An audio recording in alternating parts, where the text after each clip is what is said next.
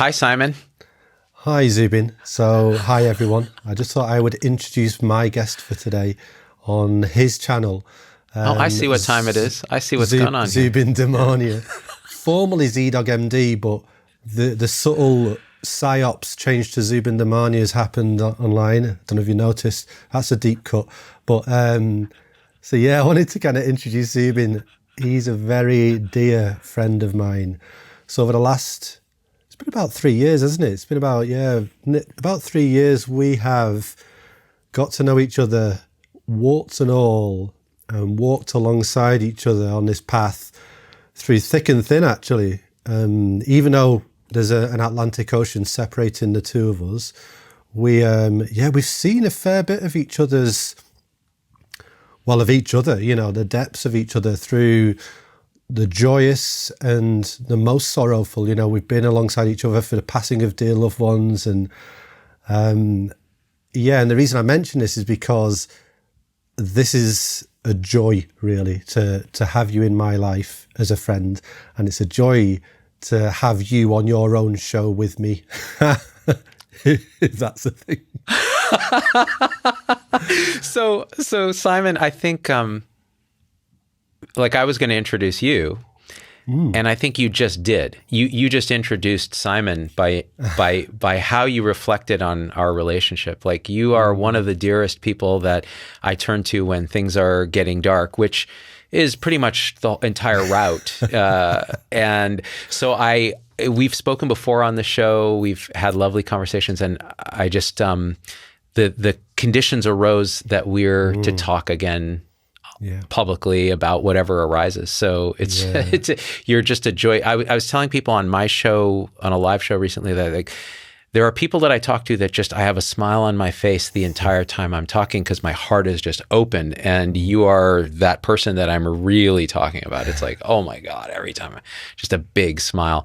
So let's share this big smile in the fabric of reality with all the things. Beautiful. So beautiful. What a gift, eh? One more thing is that I feel lucky to have you as a friend on the path.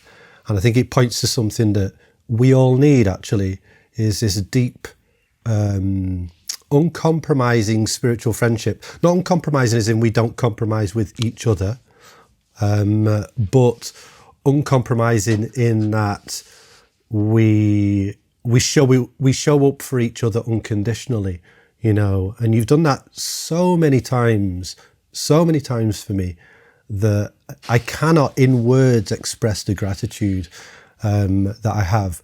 But actually, I can see how important it is, not just for me as a human being and a friend, but also as a spiritual practitioner. We need people alongside us as kind of like this loving, reflective mirror, don't we? Because I think without that, no matter how awake it seems, delusion is kind of like hiding in the awakeness. We need that relationship in order to show us, and this, and this, and this, and, keep seeing, keep relating, let it unfold.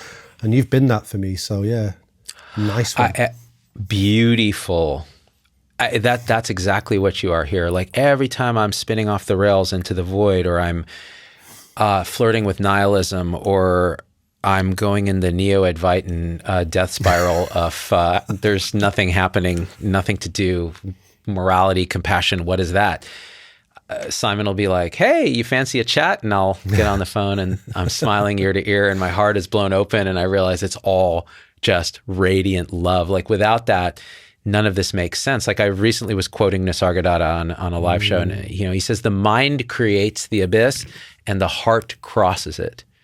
And I think that's a beautiful way to talk about this whole journey. Is like, ultimately it comes back to the centerless center that just, and when you and I talk, it's like that just kind of manifests naturally. It's like an emergent property of these two apparent beings, and you're all the way in the UK and I'm here in the US, and yet it's like there's this absolute spaceless, timeless thing that happens when we talk. Yeah, this intimacy, isn't there? There's this kind of like known, felt sense of intimacy that is I mean, we've discussed this before. There's an usness to it as well, which is more than the sum of its parts. So there's the intimacy in my experience, if there is a my experience, but there's an intimacy felt here. And I know there is there for you, but then there is a relational intimacy that feels, well, it's particular. It arises in collaboration with each other. And I think that actually that intimacy is always the case for all beings. However, the degree to which we're able to feel that arise and allow it to blossom is, well, it's stymied by different things, normally delusion or fear or like anxiety. But actually, for some reason, we've been able to just really take some risks with our relationship, with our friendship. Just say, well, let's just try stepping into this unknown together. And I think very quickly that blossoming aspect, it rewards the risk. If we are willing and curious and open, when we take that step, the open, willing, curious heart, it kind of blossoms further and further. There's this beautiful positive feedback that goes on, and it's reciprocal between all beings, but actually, in our instance, that seems to be what's happening. So, yeah, but I think that's possible for everybody, and this is why I said it seems really crucial that this deep spiritual friendship, not this deep spiritual friendship, spiritual friendship across the board is an aspect of people's lives, because I don't think there's any way to be free without it. Actually, I think, because what is it? If you're free alone, is that freedom? When are we ever alone? Is there a human experience that isn't in relation? I've never had one. Even when I think I'm having one, there's the infinite swathe of conditions of the universe unfolding around me. It's like the least alone you could possibly be. Yet we sit in front of our YouTube screens and we type non-duality and we go in, and we say, who am I and what is this? And I'm not saying that's wrong, but there can be this insular movement of separation that pulls us away from the world. And I think it's as much about moving into the world as well as kind of letting go of the things of the world. It's difficult to talk about, actually, isn't it? There's a flow and movement of dancing with conditions whilst knowing we are not those conditions, or something like that. That's it. Yeah. So man, okay. This dance of relativity, where we are not in a vacuum, we can't be, it's all interdependent happening. And then the deep knowing that there's really nothing happening, there's not time and space and relation and all of that, simultaneously is inhabited. And so then what happens is you go from hell is other people, which, that is a real, when you're suffering through, feeling through the delusive sense of separation, that manifests, those relationships can manifest as hell is other people. What does this person think of me? What did I say to this person that now I'm suffering in regret, guilt, shame, unworthiness, all the things in relation to this apparent other being that now is creating a kind of torture chamber. But what's creating it? The delusion, my view that this person is other than myself or other than what they actually are. And so what you're pointing at is when there is this relaxation and insight and seeing delusion when delusion's there, the relationship naturally becomes one of this indescribable not two-ness where, we're not separate, but also we're totally particular. We're totally different. And that is a joyous thing. And there's no validation seeking. And yet validation can arise. Like, I feel so validated talking to Simon, and yet I'm not. If it wasn't the case, it'd be totally fine. It's just what's showing up.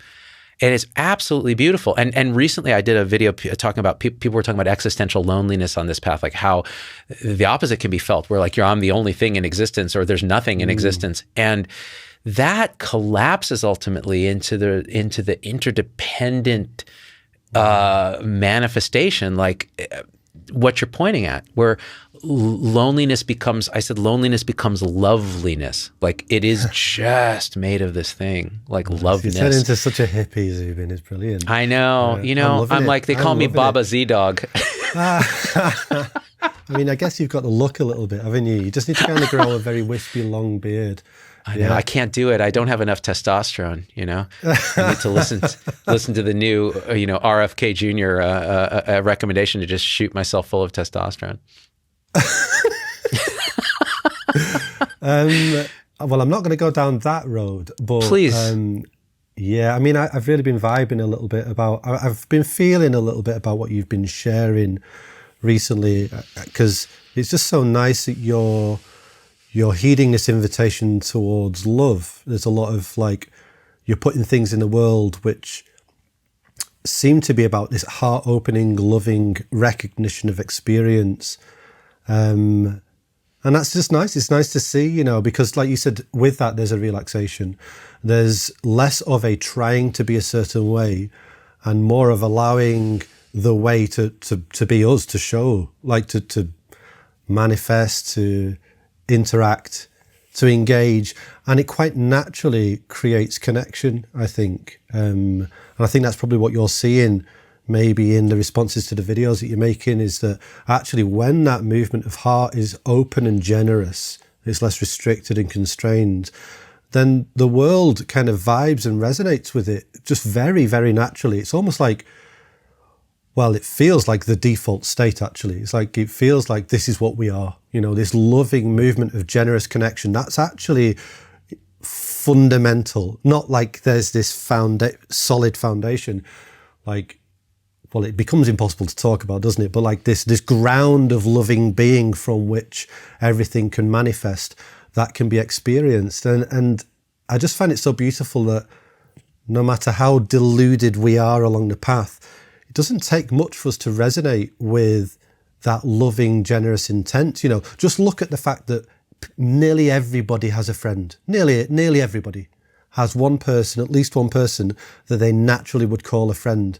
There is no reason for that. There's no, you could talk about evolution and, connecting, but that's still a movement quite naturally in a world that we see as divided, a world that we're told is at loggerheads, at war, is a threatening place. This is what the media tells us all of the time. Or just walk through a park and you will see families and friends everywhere, naturally, just happening, just connection all of the time. And yet the mindset of the deluded ego, which is normally rooted in greed, especially if you think about the messages we receive, through media, it's like, no, that's not actually what's going on. They're your enemy, hate each other. And even with that, we can't stop connecting. And it's just so beautiful. I think it was a big change in my life once I was able to actively look for that. When I stopped believing that the world was a dangerous place and that everybody was out to get each other and that everybody was a threat, when I started to actively look, well, is there any evidence for connection? Can I see love in the world? And as soon as you start looking, you don't have to look very far. It's really, really apparent. And it's not just human, which is quite interesting as well. You start seeing it saturated. I mean, you could easily say in animals, but I would also say I start seeing it in just the natural interaction of forces. If you see the way that the wind licks the tree, you get this, I sometimes get the same flavor of love as when a friend waves goodbye. It's kind of indescribable, that feeling.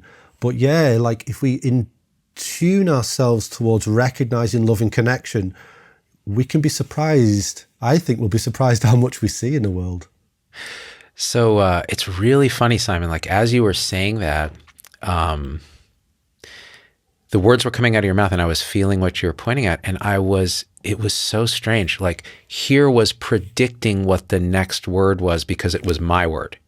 It was very oddly connected. I'm like, now we're going to talk about how it shows up in things. Now we're going to talk about this. And that synchronicity, that connection, I really think it is the default natural state that, again, the matrix of social stuff conditions us otherwise. No, even altruism is selfish. Even everybody's out, to get you. You need to get yours because the world is a separate and dangerous place. And believe me, I spent a good bit of my life in that mindset. It's almost a paranoia. And a kind of safety seeking, and when you've had trauma and things like that too, it's more obvious that there's a feeling of unsafety, of not unresource and that sort of thing. And then though, when I feel back to very young, there was this like just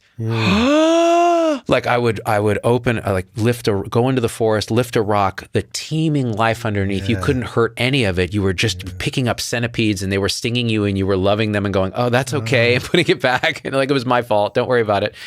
And that starts to come back. And the thing is, like you said, almost everybody has at least a friend somewhere.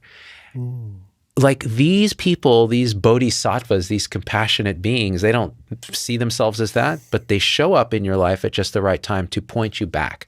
So you showed up. Ishwar has been pointing at this unconditional love through who he has connected to through Ram Dass's guru, Maharaji, and he feels this presence of this as unconditional love. And so it's so funny, man. I've really never read a lot of Ram Dass because I thought, the cheesy hippie. Ram Dass is the shit. He's every fucking thing he says in Be Here Now, people act like they've said it for the first time.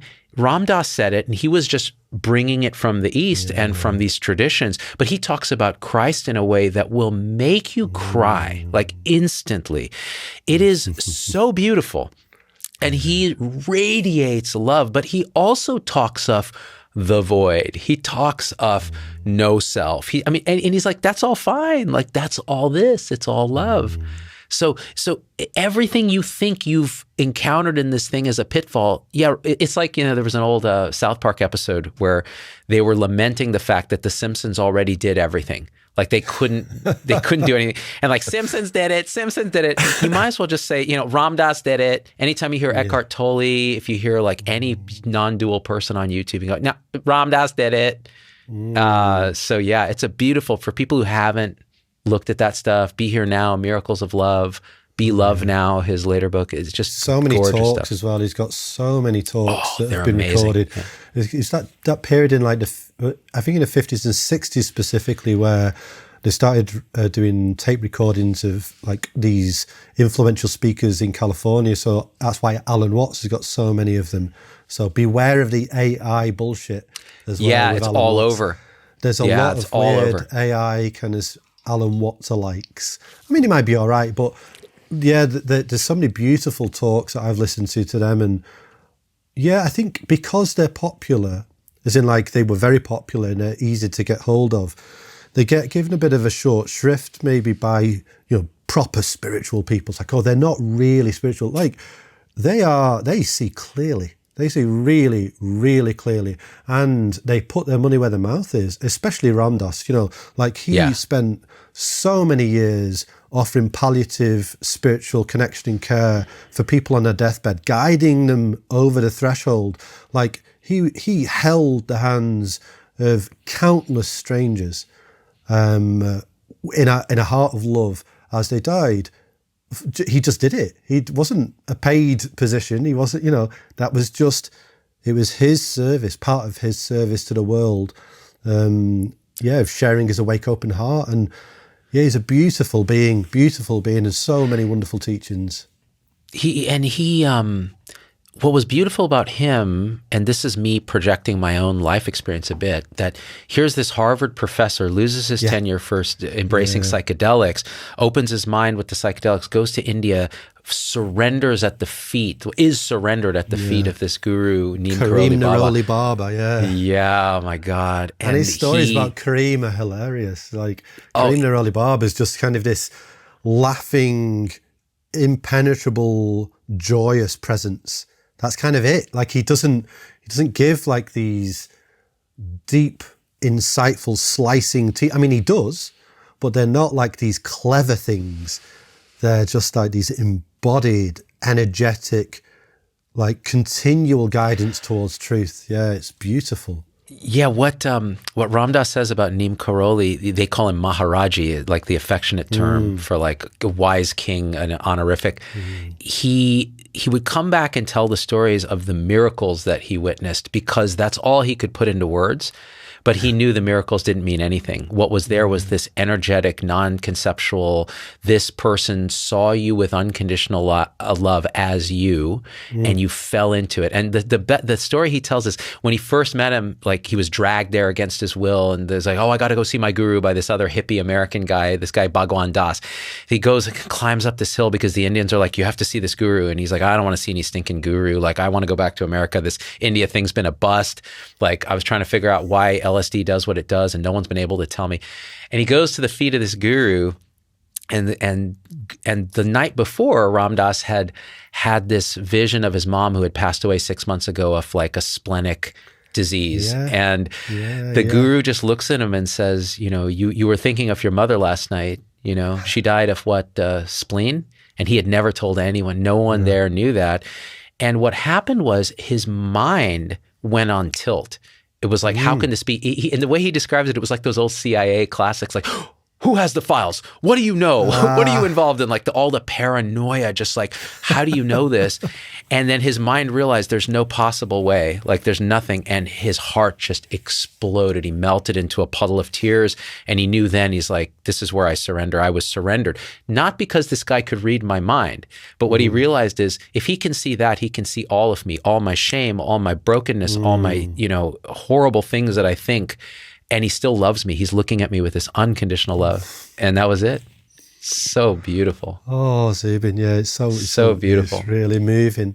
And I mean, that is beautiful. And I think there's a couple of things there, isn't it? When we, like the Westerner, hears a story like that, the cynical mind immediately says, that didn't happen. Yes. Just immediately goes, no, that didn't happen. Ram Dass has got no reason to lie about that. Doesn't give him anything, doesn't get him anything. Like he says it affectionately because, well, yeah, it was part of his journey, part of his life. But it's so interesting, like you say, you see that immediate cynicism in the mind to say, there's like this materialist reductionist mindset that says, well, that's outside of the realms of what I think is possible and what I've been told is possible, therefore it's impossible. And the other thing I think that's important to recognize about Ram Dass is that so he can give the impression from stories like that he was just surrendered. He sat at the feet of Karim Neroli Baba and his heart opened and blossomed. No, he practiced consistently for decades in a hut. Like he, you know, and that isn't to say that it was striving. Actually, it wasn't. The practice was to end the striving ultimately. But he didn't pray for the sudden release by getting the right pointer. What he did was devote himself to the practice and to his guru and to like guru yoga, and he did it. He did the work. Like he, you know, meditating 9 hours a day. Like he was. I'm not saying that everybody needs to do that, but I think it's important to realize that. I think it's the case for nearly all people that have had that reside in this deep, open-hearted presence. There is a depth of, practice, intuition, work, exploration that has gone on that isn't seen. And I think sometimes it can come across when the likes of you and I might be saying, oh yeah, just open the heart to love. There's love right here. This is always loving you. And that's true to, let's say to a degree, that's absolutely true. I feel it in my being. And yet that is not true to 99.9% of people. That's not where they're at. That's just not the way it is.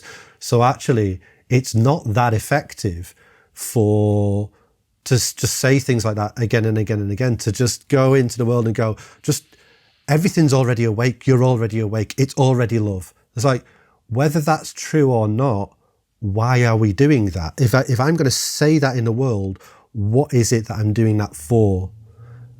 And I can't answer that. It's different for each person. But it's a little tone deaf, I would say. It's a little tone deaf to the way that suffering is in the world, because you know, and I know that there are times when that message would have made me sick, physically sick. I would have been like, no, fuck you, fuck everybody else saying that. Like, this is not, you don't know what it is to feel like this, you know. So yeah, I think it's an interesting thing, is it? Because I often feel that movement of play, joy, surrender, love, openness, kindness, generosity, connection, effulgence, all of these words, radiance, luminance, you know, the words don't touch it. Yeah, that is absolutely the case in my experience. And also, it's not that useful most of the time. maybe a couple of times out of 100. But most of the time, what people are looking for is, this is hurting, help.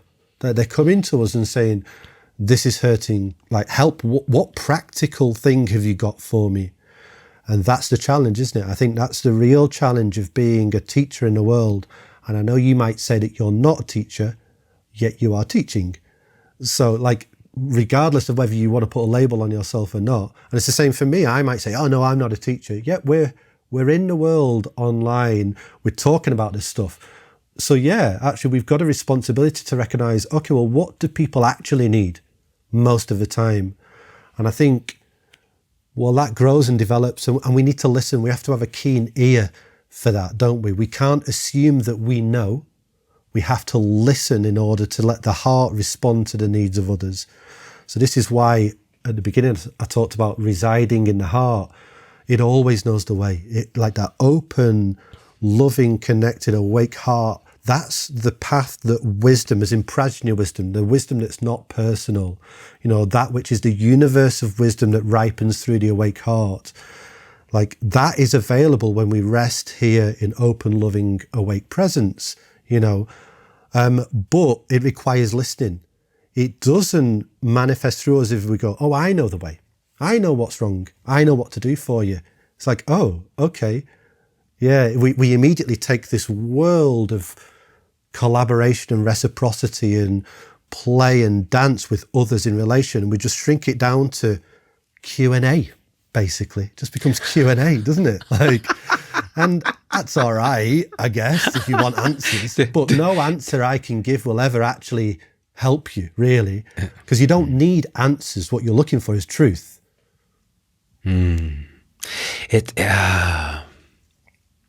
I have, you know, on my own unfolding, it's been a public unfolding.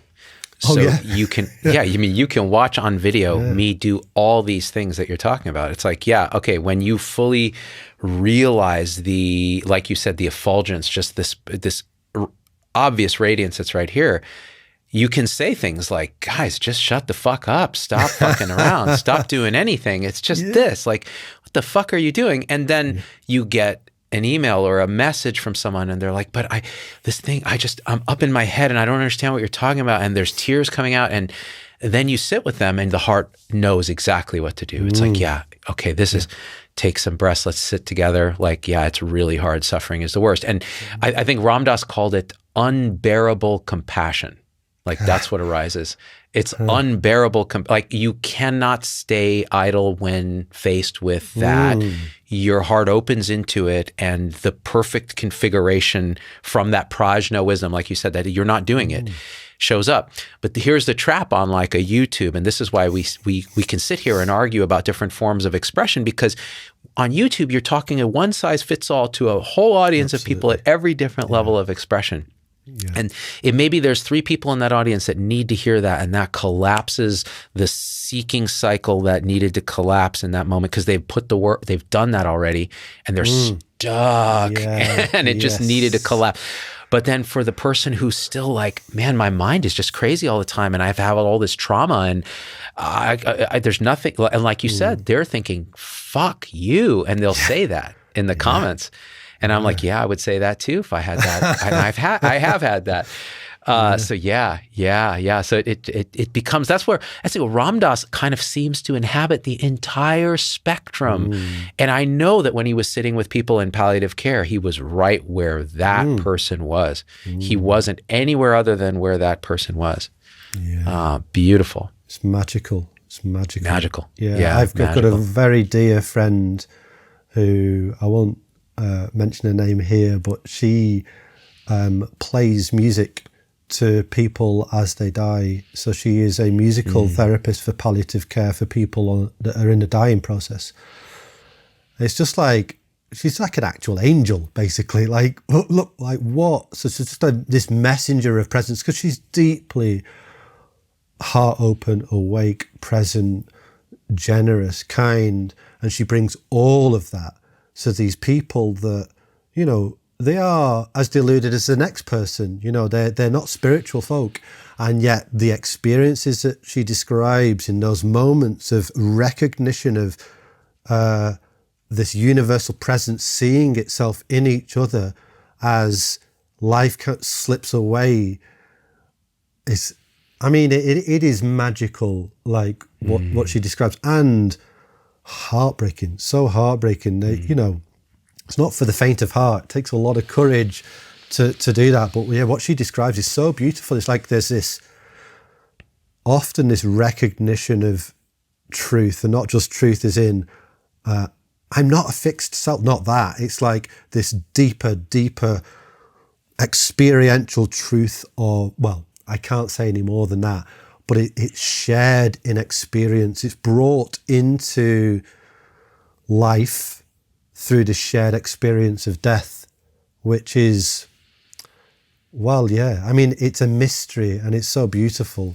So yeah, I mean, I don't know. I mean, I say that you don't get any answers out of this. I don't offer any answers. I guess it's just pointing to this experience of life and death is beyond the pale. We will never understand it. We will never, ever understand it. But we can know it in experience. As in, we can't know what it is. We can infinitely contextualize and have conversations like this. And if we try to rely upon that, we kind of get deluded and we grab and, yeah, we suffer a lot. But in experience, and especially in relationship, with that heart-opening acceptance comes a ripening of knowing, like knowingness almost. It's a knowing without object, really. There's no subject or object of knowing. There's just the knowing. What's known, that's where language fails. You can't, but it's absolutely clear, isn't it? And it's so interesting. It's not just the area of speciality of awakened beings. It's like, this is just happening to everyday folk.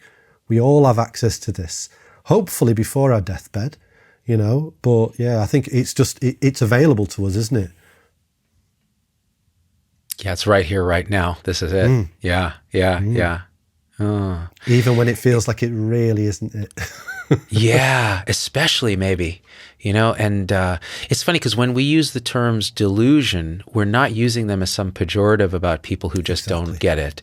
It is a very specific term, right? Delusion. We're seeing incorrectly what's actually here. There's a perception of things as they are not.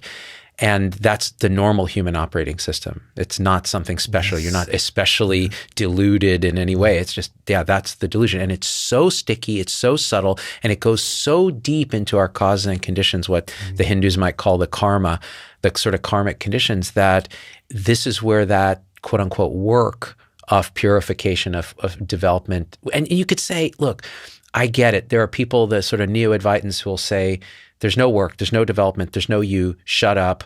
Like all that is just seeking, and it's keeping the engine of suffering going. And you can see that perspective. And a lot of times that perspective is held by people who were traumatized by spiritual teachers or had some very bad thing happen. And I totally have love and compassion for that view. And at times I've inhabited that view. I'm like, oh man, when I just let go of all that, it's obvious right here. Okay, great.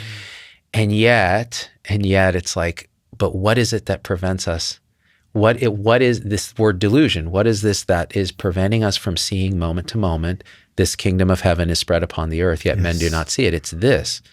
So what is that? That's where the attunement, the discernment, the looking, the work, the struggle, the dark night, all of it, that's where that shows up. Absolutely. And this is why friendship's really important for that, community and friend, because actually that's a lot to go through on your own, isn't it? our willingness to face that again and again and again and again and again and again and again ad infinitum, it diminishes. It's hard. It is, we can lose faith, so to speak. So actually, when we have these supportive, caring, connected, open-hearted people, that even just cheerleaders a bit, like, why not? There's somebody who just says, you have got this. Or let's screw all that. Let's watch Godzilla on TV. And whatever it is, but that feeling of community, it shares the load, doesn't it? And we're much more able to face, like you said, the nuance and the challenge of unbinding. And I think, there's a lot to say about this. Maybe we can touch on a little bit, but one of the most prevailing messages, which I think is unhelpful in the world of spirituality at the moment, is this idea that everything is already awake, you're already awake, everything's already fine just as it is, there's nothing to do. I'm not saying that's wrong. What I'm saying is that it's so unhelpful for most people, because if you have you've just stepped, dipped your finger into the pool of awakening and just gone, oh, I wonder what this is.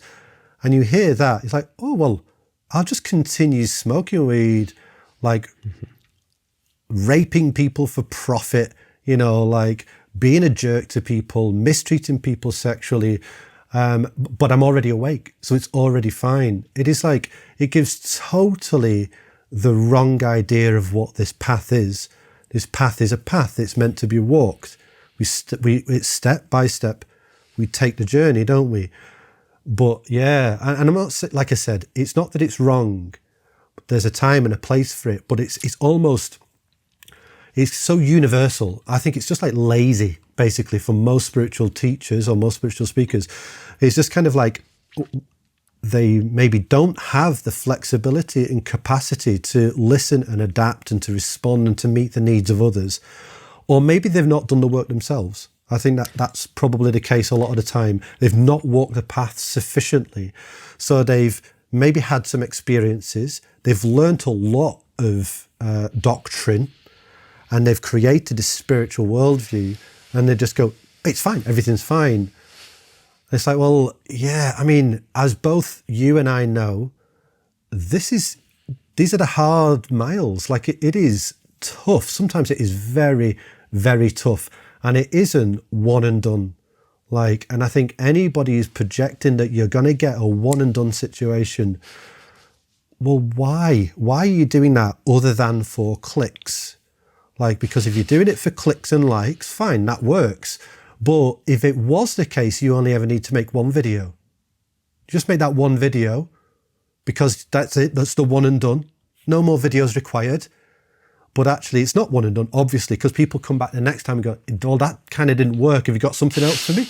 It's like, yeah, I've kind of got the same message, but with slightly different words. Just like propelling this perpetual seeking online and this craving for this instant eradication of the human experience. It's like people don't want to awaken to the full spectrum of life when they're going in this mode. They want to eradicate the difficulties of being human. That's not possible. You're going to die. You're going to die. You cannot eradicate that.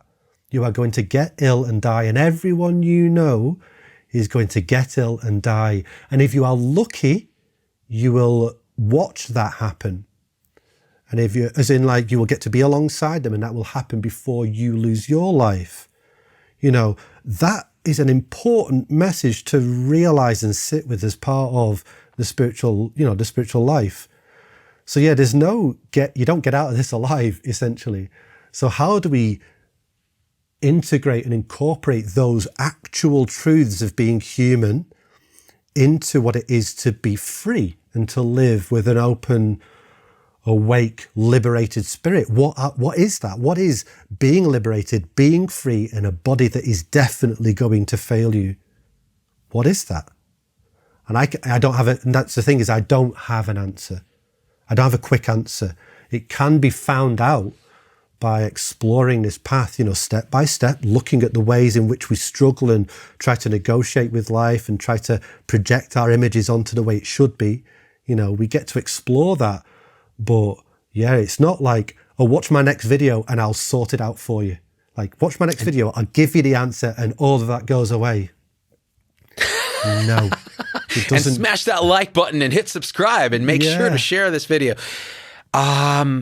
Okay, man, this is something that seems to be. I don't know what came up there. That got a little bit intense, didn't it? How exciting! Well, no, it's funny. As you were doing that, this righteous, compassionate anger was arising, and the anger is at the bypass itself. That tends to arise, like the delusive aspect of us that thinks that we can find the hack, the cheat code for this. And believe me, I've been guilty of this, and I've talked to many people who have promoted this to me, and I've co-promoted it. Everybody's been guilty of this to some degree. Everyone. Absolutely. And when it arises, it's like, yeah, okay, first of all, there's no morality in the absolute truth. Like you can say things like that. And then you go out, and when you do something to hurt someone, you're up all night. Well, what the fuck is that? Is that the absolute showing up? No. There's something here that I'm not understanding about how reality is. Yeah, and it's that. And it's like the coming back into the marketplace with open hands, helping hands, like what Ram Dass is sitting with people as they're dying. He doesn't need to do that. Like, why would he do that? The guy's, as he's done so much fucking work, he's sat in ashrams in India in the winter with no heat but a charcoal brazier and the windows open. He's bathed in frozen rivers because that's all he could do. He's lost 60 pounds eating vegetarian food. And this was a Harvard professor with 2 rich parents. The whole thing they summer in Connecticut, and he has all that. Just like the Buddha gave up his princely life. Totally. Yeah. He's put himself through the suffering, like where he can sit eye to eye and go, okay, yeah, Christ being nailed to the cross, watching the person nail him into the cross and seeing unconditional love and going, yeah, I love you for everything that you've gone through that would make you do this. Like that is never fucking actualized in, nothing's happening, nothing's ever happened, you're not even there. Yeah, like, exactly. And so then what shows up, Simon, and I know you've seen this, is people come to you, and I have been this person, and I occasionally still, the flickers of the show up, where you see these easy answers, and you're like, oh, well, shit, I guess I haven't found it. I haven't gotten it yet. Like this person's figured it out. They had some big explosive mystical experience. Maybe that's A. Or B, oh, they just died. Oh, they just died. And so now everything is just, there's nobody here that it's happening to. So of course, everything's just fine. It's liberation. Like just realize it's a dream that you never were, and everything's fine. And it's like, that sounds great until somebody cuts you off in traffic, or your kid gets sick, or, and some of these people, they don't have kids. They've never had relationships. They've been traumatized. It's like, well, yeah, I could see why that would show up for you. It's almost like a dissociative pattern. But then people fall into this thing online, because we're social creatures. And then they come to me and they're like, I'm so unhappy. This is not, why don't I have this yet? I'll never be awake. I'll never be free. And then this unbearable compassion arises because you see in them you and you in them, and there's no difference there. Yeah. Oh, yeah. I love it. And I really like what you said, that we've had this discussion before about certain aspects of the spiritual sphere. The only sensible response is compassion to it. So if I'm seeing or you're seeing this, I mean, you said there's a righteous anger. That it's like, why are they doing this? But when we drop a little deeper, it's like, it's kind of sweet actually.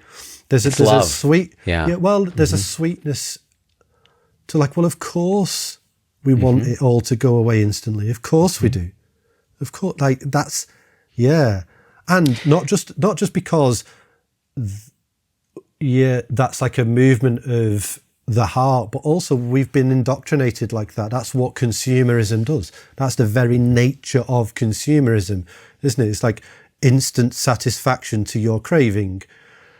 So actually, you could say that the majority of a path really, And the Buddha said this very clearly, is recognizing that craving fuel that propels us into continual becoming and grasping, recognizing that, and again meeting that with love, again and again meeting that with compassion until those clinging, grasping hands relax and soften, till we recognize the things that we're grasping at will never, ever, ever satisfy.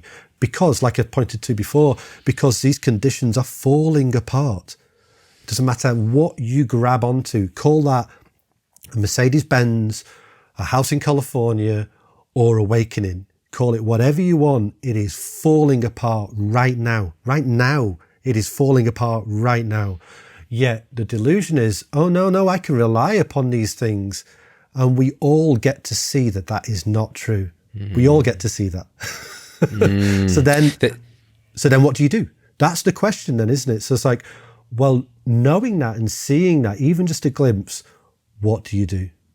And this is where the invitation of exploration of that which is not conditioned arises. It's like, I can see the arising and passing of conditioned phenomena, whatever it is. Like I said, could call it Mercedes, could call it physical sense desire, like orgasms and smoking and whatever it is, beauty in sight, but I can see the arising and ceasing of those phenomena. And I know that is not satisfactory. Ultimately, it's not going to satisfy me. So what happens if I let go? What happens if I just one step at a time, one phenomena at a time, where possible, just hold a little more lightly, just let go a little bit. And then what becomes apparent is that which cannot be spoken about in conditional terms, which is the unconditioned, unformed, uncompounded nirvana, which is exactly what the Buddha's talking about. This is liberation. That's the liberation that is pointed to often. But we're so deeply conditioned to believe that the conditions will satisfy us that it cannot be a one and done. We are conditioned from the moment we have our first sensory input. We inherit this millennia of self-centered delusion. It takes a long time for that to unbind, really. So realistically, the work becomes very simple. Just this moment, to whatever degree possible, hold a little less tightly. That's it. Just do that forever. And then you may find that there's no holding. Wouldn't that be amazing? You may find that after maybe 15, 20 years, I know you found this and I found this, is that a situation that was familiar 5 years ago arises, 5 years later, and there's just no grasping at all. You don't do anything. You just realize, oh, there's freedom now. And I remember when it felt like hell. But now there's just no stickiness, no triggering, no reactivity. And you just put it down to the training, the practice, doing the work, just a slight letting go, unbinding.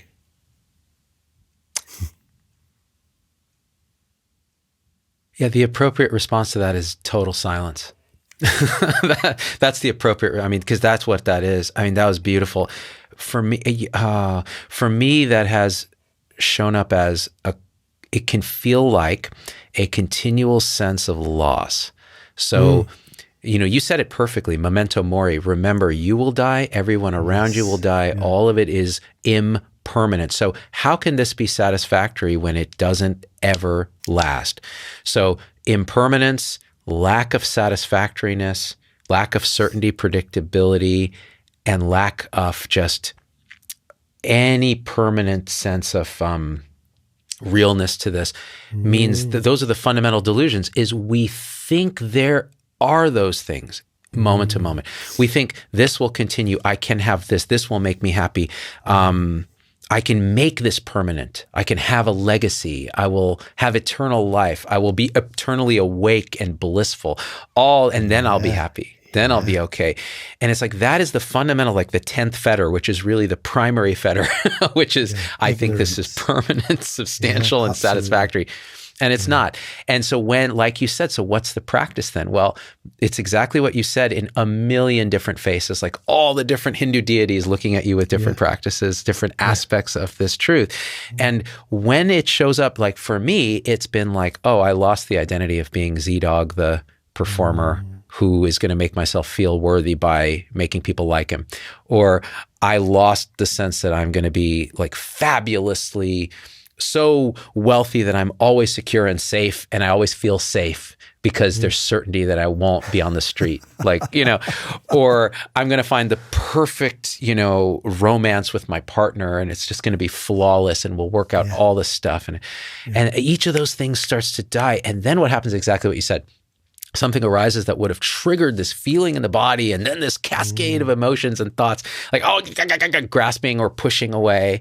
And it just doesn't. It's just seen. And if anything, maybe there's a subtle movement, like you feel this twinge that you recognize, and you go, oh, there's that twinge that would start a cascade, and it just goes into nothing. How beautiful. And that's the work that you're pointing at, that we cannot bypass. Which is interesting. That's the very work that you espoused the very first time I contacted you. I don't know if you remember. And I reached out to you because you were, like you said, you've kind of gone through this process online, but you were talking exactly about that tendency towards reactivity within the body mind to try and fight with experience and deal with anger and to try and become the one who fixes everything. And you were doing the work, so it might sound at this point, people might tune in and go, oh, Zubin's saying everything is love and, open radiant presence. But, and actually, like we said, okay, that is a facet to what's going on. But actually, both you and I know that, this work was not that at that time. It was real, kind of intimate, very close, very sinewy, just straightforward. There is this experience. It feels this way. Everything about me wants to react like this, wants to push against or pull towards. This is the movement of craving, isn't it? That is the fuel of suffering. The craving for more of something or the craving for less of something. So tanha or vibhava tanha, which is like, give me more thirst, or like, get rid. And it's that constant play of craving that keeps us bound to suffering, because we're just wrestling with these conditions that really have no solidity to them. They don't have any permanence. They come and go of their own accord.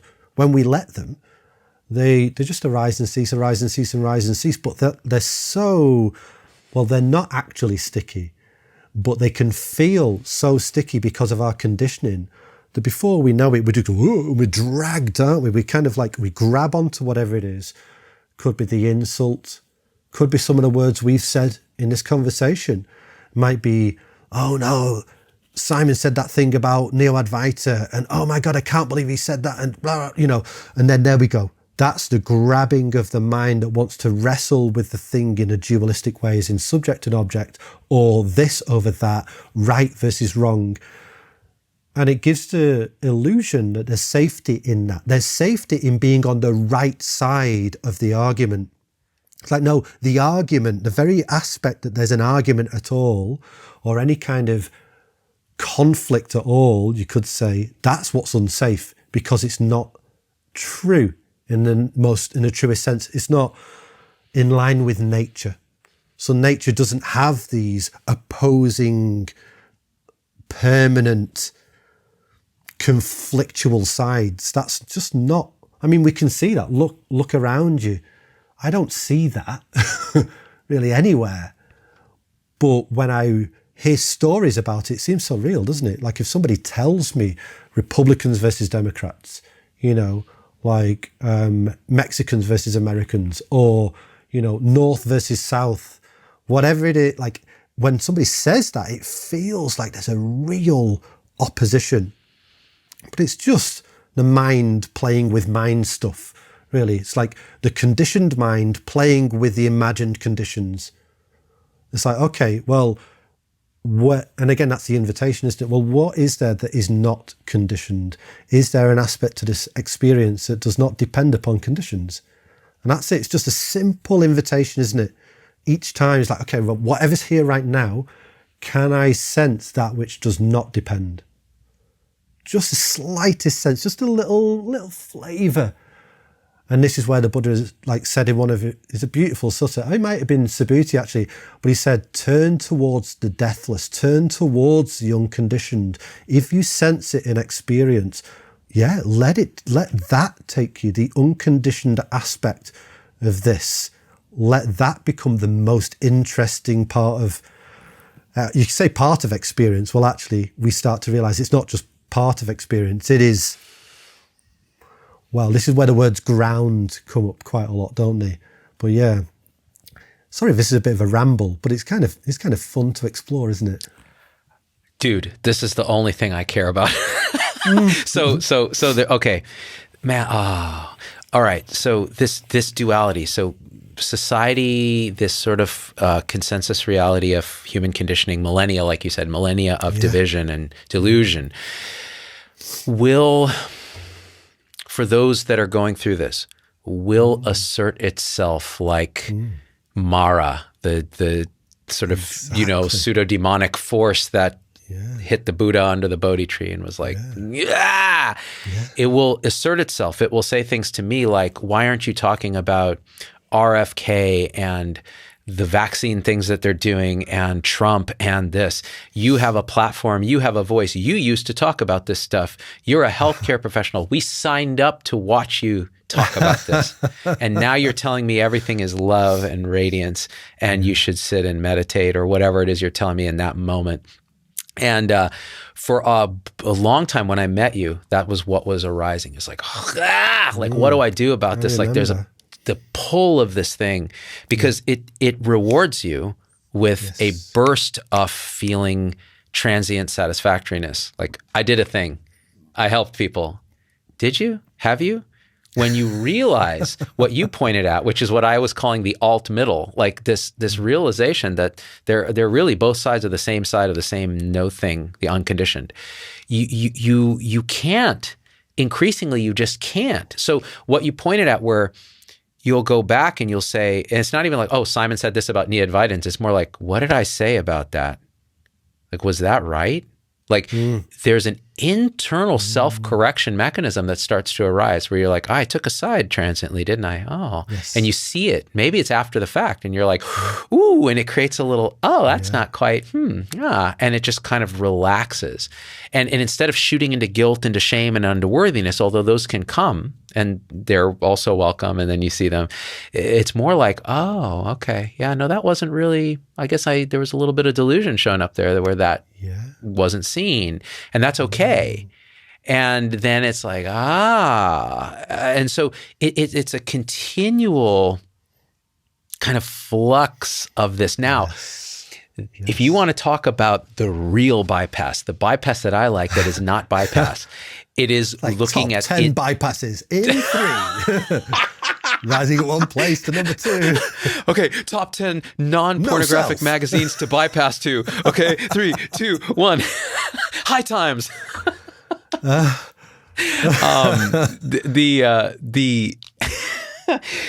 What you pointed at, that which is an experience now that does not depend on conditions, the deathless. So for me, that is not bypass. That is going, okay, I'm caught. There's a caught in conditions, believing conditions to be permanent, satisfactory, real, substantial. Okay, what's here that's not that's beyond and not that? And that's what becomes louder and louder and louder and more right on the edge of waking awareness, because it cannot be thought of, it can't be remembered except in the heart. And when it's touched, it's like, oh.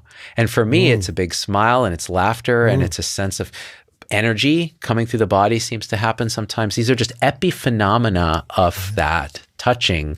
And sometimes it's nothing. It's just stillness. It's just silence. And that is the pure freedom beyond that pervades everything. And these words are stupid. And yet I have to talk because Zubin's body mind loves to do that. Yeah. Well, I mean, they're the tools that we have, aren't they? This is the beauty. This is where we start to really recognize the beauty of the infinite creativity of the ground as phenomena, or the mind as projection, or you whatever you can say, the emptiness as form. Like we get this, once there's this opening up and this letting go and this realization of the non-fixed nature of, that's where words fail. From that, infinite words can arise, can't they? And they're always playful. If we recognize that the words are never it, the words are never it, they're just never it. But there can be play and dance in experience as experience that kind of can loop back round and point back towards it, can't they? They can keep us in the loop. It's like a collaborative experience. It can be really beautiful, but that takes a long time to learn, actually, or remember. I think a long time to remember. Because we're born with this inherent capacity for play, like actual play. Not this contrived play, but this, just like everything is spontaneously, curiously exploring itself, like for no end. There's no end point or result or gratification. It's just gratification in itself, And we did that all the time when we were young, It was just super easy to do. And the conditioning just kind of like says, no, that's silly.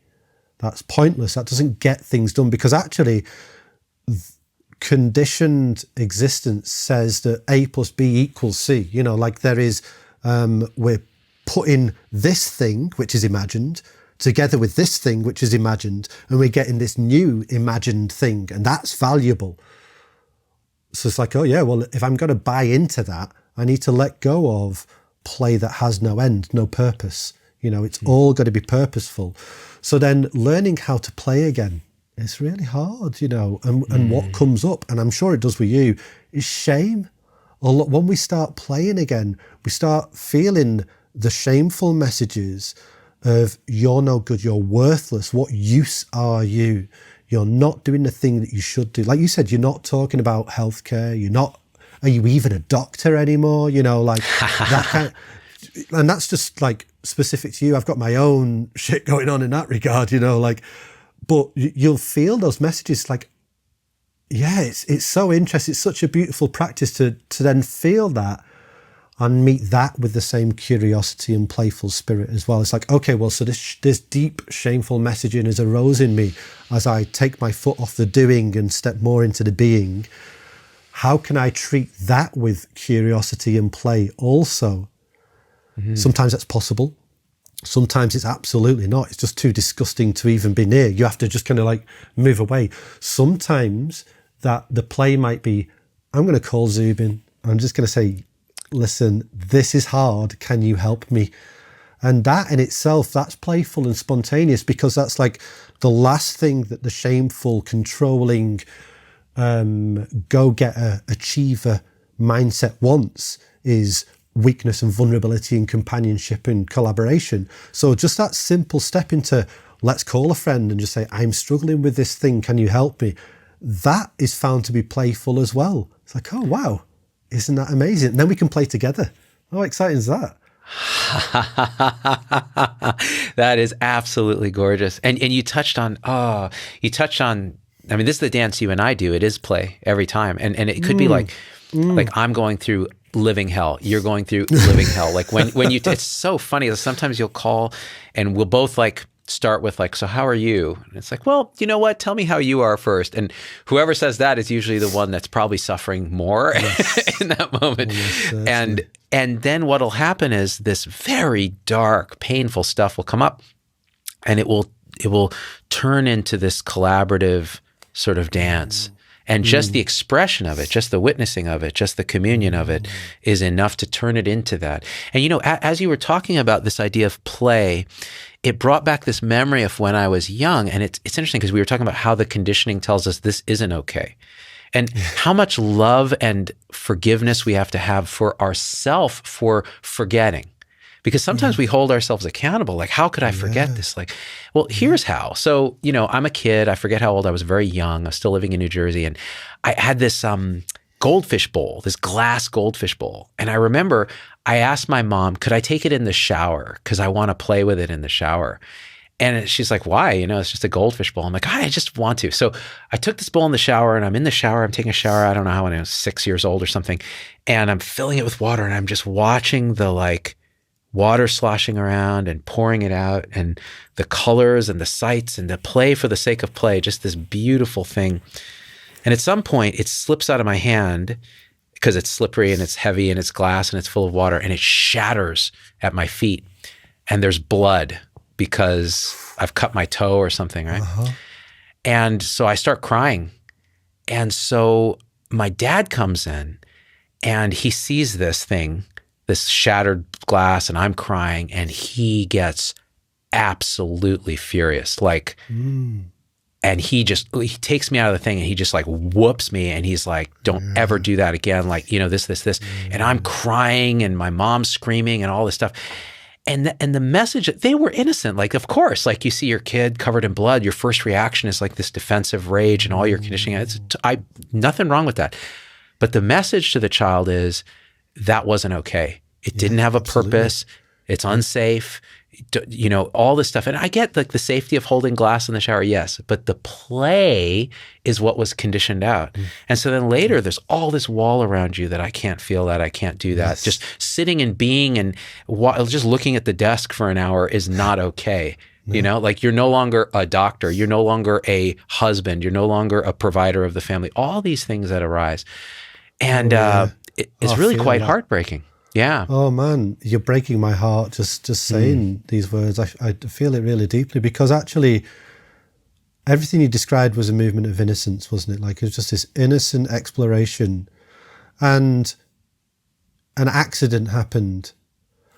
So not only is the play kind of conditioned out of you, you're being taught with violence that you need to be perfect, that you cannot make mistakes. Like, so at the same time, yes, okay, the parents are innocent and they're conditioned as well. And also it is absolutely okay to be like, no, fuck that. That was not okay.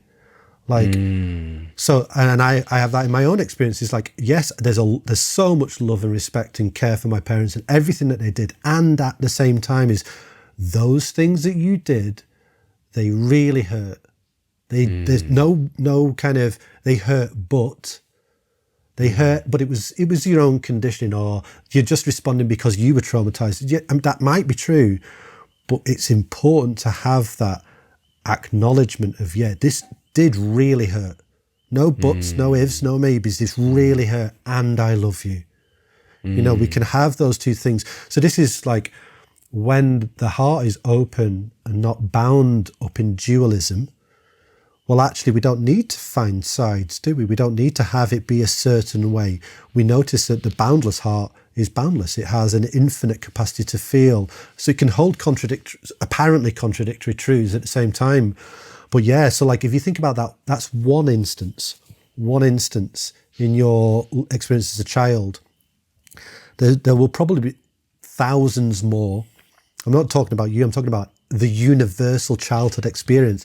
Thousands more of those drip, drip, drip, where we're kind of hammered into the shape of a scared, often isolated self, like a fixed individual that is not good enough and needs to do better.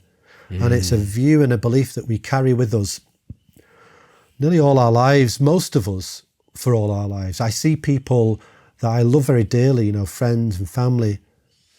I can feel it pervading nearly every experience. Is just this deep unworthiness that they inherited, that we all inherited.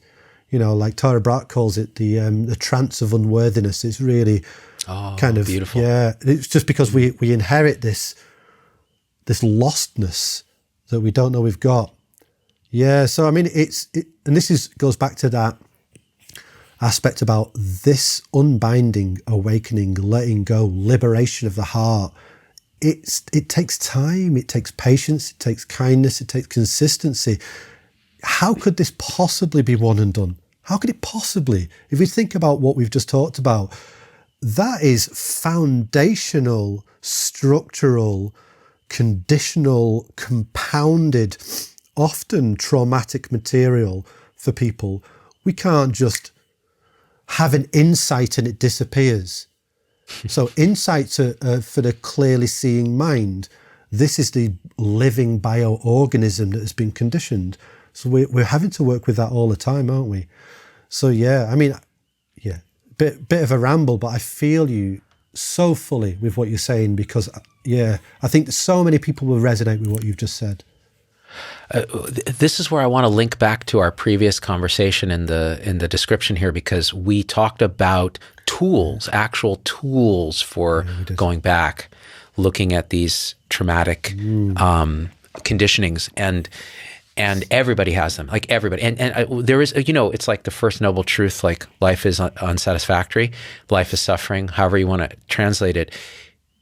There are many, many, many, many, many people who deny that that's true. Yeah. They don't see the suffering because the trance of unworthiness is so pervasive. It's so in every cell of their body that that's all you deserve. It's all you deserve. So it's not even suffering. It's just life. It's just no, I'm not suffering. Yeah. It's like, man. And that is, again, unbearable compassion arises when you see that. Because like you said, you feel it now in people. Sometimes you think it's yours because in a sense it is. Yes. But you're like, why am I, And here's the thing, like having teenage girls, oh man, Simon, like because they transmit, they cannot hide their emotions. When they're going through this like high school conditioning and they're having a difficult day or something's happening or they're going through something, oh my God, it's like it's shot right into you and you just feel it entirely. And and the first movement of the unexamined mind is to get the fuck out or to do something to distract or to make it stop, right? And unfortunately or fortunately, that's no longer possible. No. So now it's like, okay, I'm going to feel all of this. Yeah. And it leads like again to just natural 3.0 or something, isn't it? It's like, like how do you actually show up as a living, loving, present parent, you know, without relying upon those kind of, avoidance defense mechanisms, because that's really what most of them are, aren't they? Is that like these, I mean, it's a big conversation, probably not good for a non-parent to talk about parenting because there's a lot for me to learn. But I know in my own experiences that the lack of capacity of the primary caregiver to feel or resonate with the actual feeling of the child just means that they move into their own defensive structures and patterns. Right. So then they impose those defensive structures and patterns onto the child, which then grow into this kind of like maladapted person, which then perpetuates generation after generation after generation. And often it involves like really, really difficult stuff, you know, so like codependence or violence, you know. And it might, like you said, when you talked about, you know, you got hit by your dad, you know, I was hit quite a lot when I was a child as well. And what's beautiful in a way is that nowadays that's clearly seen as not okay. I don't know if it is in the States, but in the UK, like there's child endangerment. You will get arrested for hitting your child, you know. I mean, if it gets reported. Whereas, you know, when we were growing up, that was just like, that was parenting. It's just parenting. Yeah, it's just standard. And it's like the effect that has on you as a kid. So just like, and often it would be because I felt too much. It's like, I'm having these feelings and they want to be expressed. And it's like, shut those feelings down or else what? Or else I'll hit you. It's like, what the fuck? Well, I can't shut them down. Well, you're going to get hit. It's like, what is that? That is wild. And like, it's not anybody's fault, like you said, but that is painful stuff, you know. That is painful. Like the way in which that shapes and conditions people over time. So I kind of want to give a weird shout out now because have you seen K-pop Demon Hunters?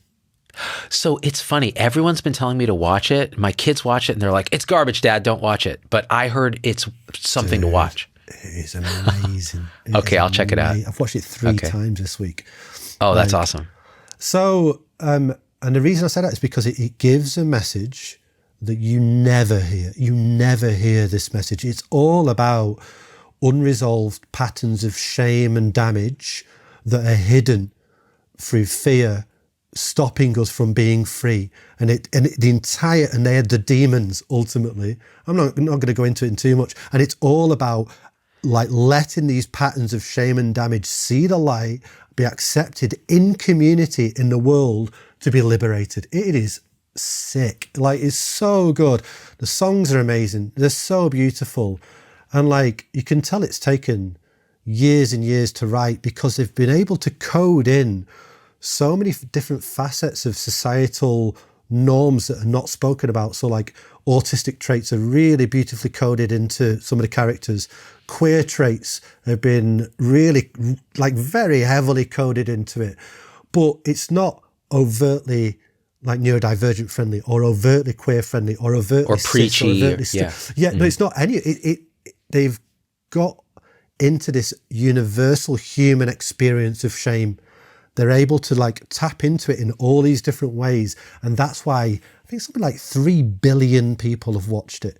Like, it's ludicrous how successful it is, that it's like this cipher. It's gone right under the radar of content consuming mind, and it's resonating on this level of shared humanity that I don't think people actually know that it's happening consciously, but they're feeling it. They're feeling it. And I felt it so deeply. I watched it the first time. I was like, what was that? Just all of this emotion coming up. I couldn't believe how good it is.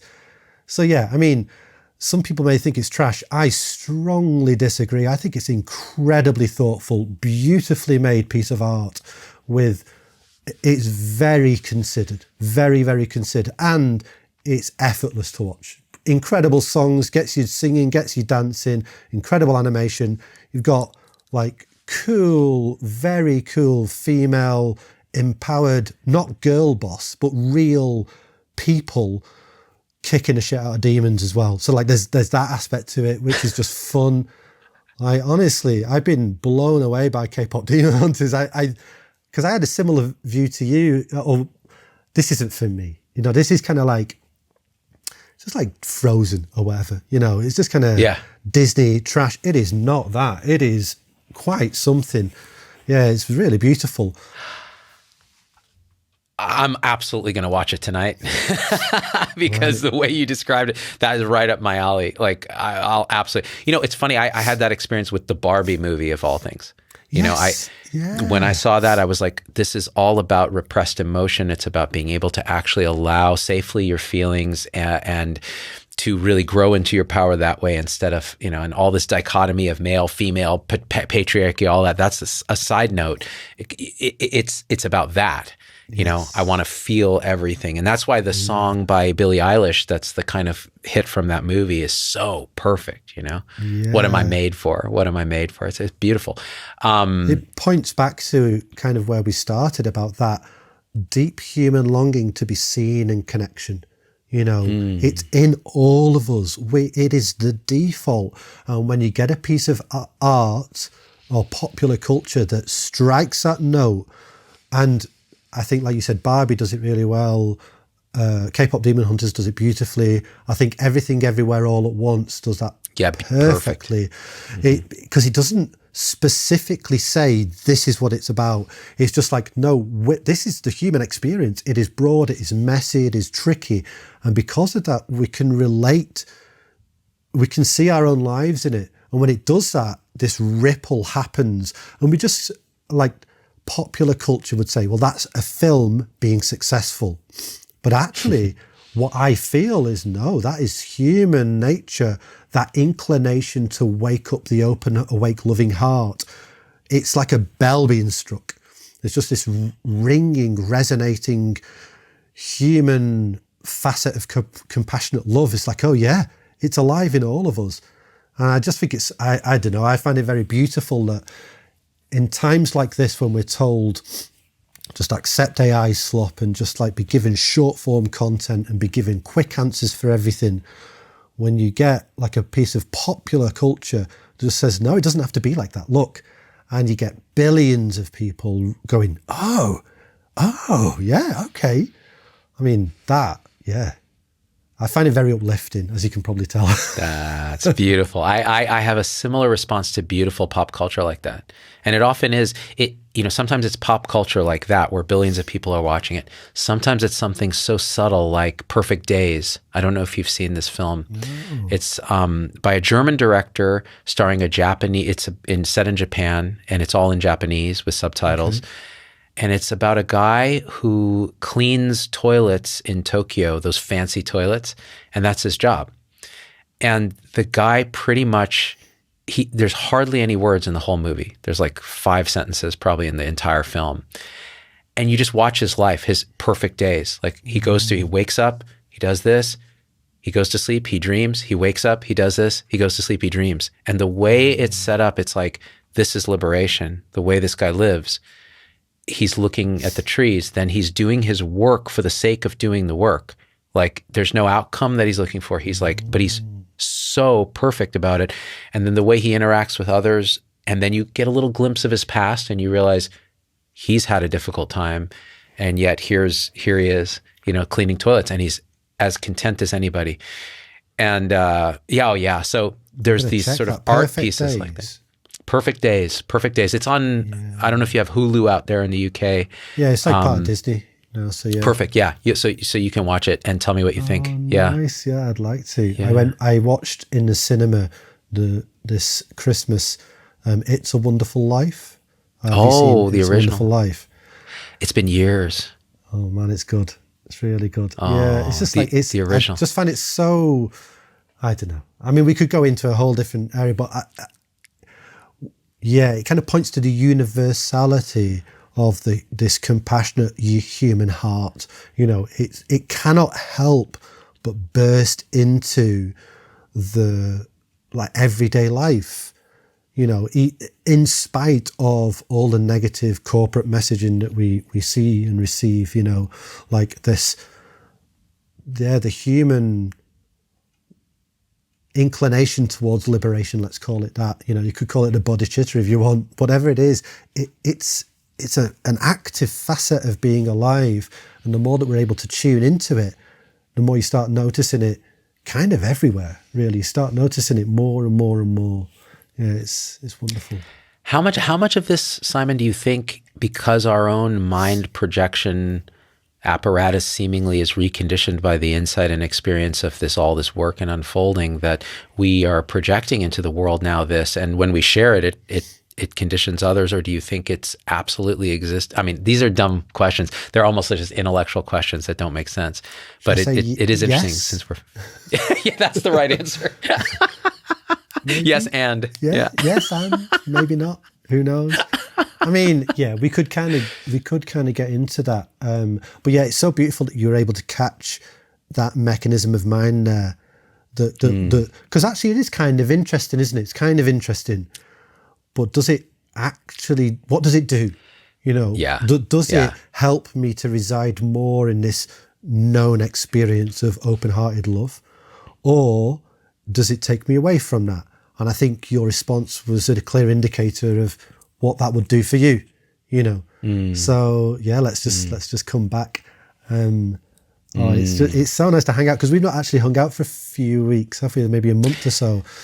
So it's just been, I do wonder what people might make of this, because it's like this, only because this is kind of how we jam, isn't it? It's how we vibe. And I really I don't think there's a lot of that in the online awakening world, of just people that are figuring this out together, that are walking, actually, yeah, it's complicated and it's weird and it's joyful and it's sorrowful and it's all of these things. It's it's no particular way. So what is it like when two curious friends come together and say, well, let's just take the risk and explore together? When we get to a stage like now in the conversation, we just go, well, we don't get anything out of it. There's no thing that I get out of it. And yet, what has emerged feels so nourishing. It's not specific, but yeah. I'm just grateful. That's beautifully articulated. It's funny. So I've done this for a living in the past, what we're doing. And normally when I'm having a conversation, there's a secondary voice layer that's a control aspect that's like, okay, guide it this way because the audience needs to see this, or this needs to happen here so that it becomes a piece of content that is useful, or I wonder what people will think of this. Like those things would normally be a secondary audio track in my headphone playing, like mentally. And when you and I talk like this, and I think some of it is because a lot of this has fallen away, which this is a gift to me, Simon, because it allows me to self-reflect how much has changed. Because sometimes you don't notice on this journey what is gone because it's gone. It's an absence. You don't notice it. You're expecting things to show up like, oh, love and bliss and presence. And, those are like the mind wants those things. But like what it doesn't recognize sometimes is what isn't there. And you're pointing this out just now is like, oh, that wasn't there. It was just like this lovely conversation where my heart is opening and we're sharing these intimate things. And it's like, oh, that's gorgeous. And if people like it, great. If they don't, that's okay too. But like just that we got to do it. And like you said, because we haven't talked in a few weeks, it actually makes it like our conversation. Totally. It's like, this is what we do. Yeah. So really fantastic. Yeah. I think we did a thing, man, because I have to pee soon. Let's go off camera for that, I think. Well, it's really, really nice to hang out, and we can do this again, I think. Please. It'd be really nice to do that. But sending you and anyone who hears this lots of love, and like wherever you are on the path, it includes you, Zubin, and anyone out there, I am alongside you. I might sound a little bit preachy or a bit kind of woo, but like, I know how hard this can be, and you're not alone. You're not alone. And he's not kidding. Yeah, he is with you. Like Simon, every time I know, because it's almost like Simon is like kind of the voice of the dharma. Whenever I get a little too much off into some sidetrack, he's like, hey, not intentionally, but it's just like, oh, I'm reminded that, and that it's not easy, that there's no way to bypass it. That's what's beautiful, I think. That's what you've really taught me is like, you have to go to the places where you really don't want to go, like the mind doesn't want to go. You want to feel the things that you were shown that you shouldn't be allowed to feel for all the reasons we talked about. Maybe it's, conditioning, violence, all the things. And that's where as David White says, right? The well of grief, like that's where you go to find the gold coins at the bottom. You have to go there, and to have a companion that can go there with you unconditionally. Oh, that's a gift. And look in your life. I'm talking to the audience now. Look in your life and see if that person or persons don't already exist. Oh, yeah, and you just haven't seen it. Yeah, it's like maybe we can kind of end it there. But there's a beautiful term that again Tara Brach uses is taking the exquisite risk. And that's it, isn't it? That's the risk. Because the risk is if I show this vulnerability to the people in my life, I will be rejected. They won't go there with me. So I have to hide it.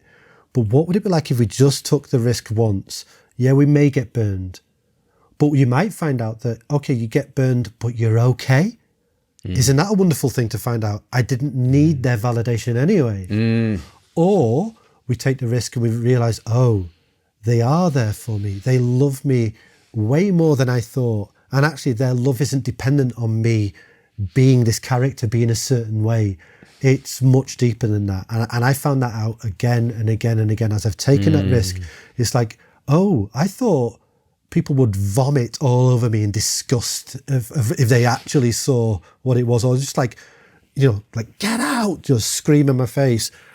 But I was just hugged often. It's like, oh, that's amazing, thank you. So see if that's possible, maybe.